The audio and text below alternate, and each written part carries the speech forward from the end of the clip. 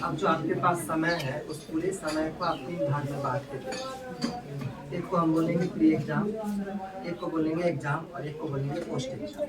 ठीक है, तो प्री एग्जाम और एग्जाम और पोस्ट एग्जाम। तो ये जो तीनों है, अब तीनों आपके लिए आज से शुरू है। मोटे तौर पर किन्हीं का इसमें से 2 को एग्जाम होगा या 3 को एग्जाम होगा। तो अब एक प्रकार से मोड में काम करना। मोड का मतलब ये हुआ, जैसे 2 तारीख को अगर किसी विषय का एग्जाम है तो आज है 30, तो आप कंप्लीटली जो अभी तक जो पढ़ रहे थे ना, जैसे सभी विषय को आप पढ़ रहे थे, अब मोड में काम करना। मोड का मतलब यहाँ पर ये हुआ, जो 2 तारीख को जो विषय का आपका एग्जाम है उस विषय को अब क्या कीजिए, सीधे उसी विषय को पढ़ना है। और ये कब तक पढ़ना है, तो जब तक आप एग्जाम देने नहीं जा रहे। ठीक है, मोटे तौर पर अगर किन्हीं का सेकेंड सिटिंग में एग्जाम है तो आप सुबह में 10 बजे तक पढ़ सकते हैं, और किन्हीं का फर्स्ट सिटिंग में एग्जाम है तो उस दिन आपको पढ़ने का टाइम भी मिलना चाहिए, तब आप एक दिन पहले ही पढ़ाई को मिलते। ठीक है, क्योंकि आपने देखा होगा बहुत सारा जो इंस्ट्रक्शन या आपके एडमिट कार्ड में भी जो बात लिखा हुआ है उसमें पढ़े होंगे, तो उसमें है जो एग्जाम का जो शुरू होने का जो टाइम है सुबह में 9:30, और फिर इसी तरह से सेकेंड सिटिंग का टाइम जो 2 बजे है।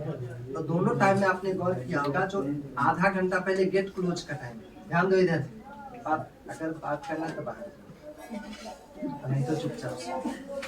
ठीक है, तो ध्यान दो, हम बता रहे थे आधा घंटा गेट क्लोज का टाइम है। गेट क्लोज का टाइम को इस तरह से किया गया है, जो अगर गेट क्लोज होने के बाद आप अगर जबरदस्ती आप जाने की कोशिश करते हैं, वो भले 1 मिनट में या 2 मिनट, आप पर FIR हो जाएगा, 2 साल के लिए आपको दोबारा एग्जाम देने से रोक दिया।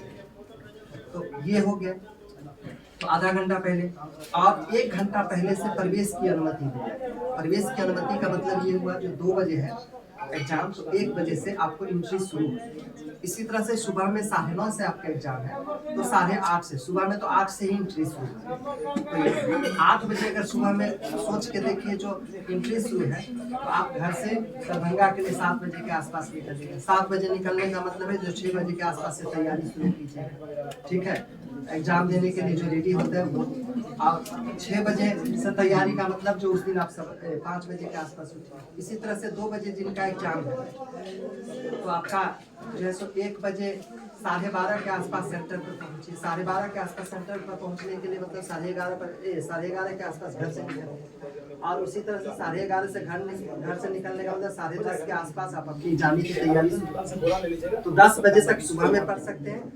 और जिनका सेकंड सिटिंग में एग्जाम वो 10 बजे तक, जिनका फर्स्ट सिटिंग में एग्जाम है तो पिछले दिन ही पढ़ाई को आपको एंड कर देना, अगले दिन के लिए कुछ नहीं है। तो ये हो गया।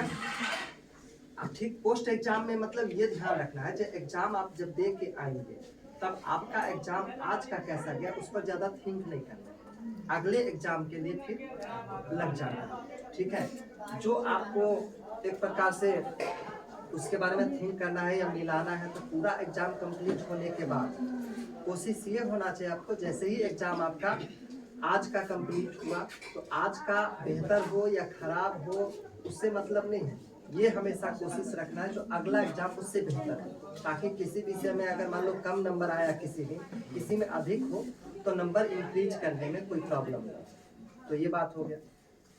तो प्रत्येक दिन जो एग्जाम का जो विषय का एग्जाम होगा उसको पढ़ के चाहिए। उसी तरह से अब दूसरा बात है जो एग्जाम से जो जुड़ा समय, क्या हो कोई दिक्कत क्या?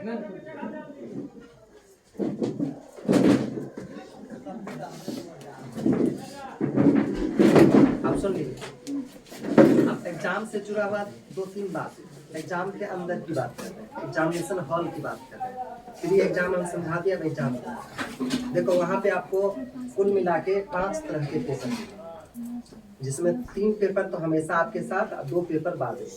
एक को बोलते हैं उत्तर पुस्तिका सब्जेक्टिव के लिए, एक बोलते हैं OMR उत्तर पत्रक जो ऑब्जेक्टिव के लिए, एक हो गया प्रश्न पुस्तिका जिसको आप लोग क्वेश्चन बोलते हैं, उसके बाद उपस्थिति पत्रक A और उपस्थिति पत्रक B।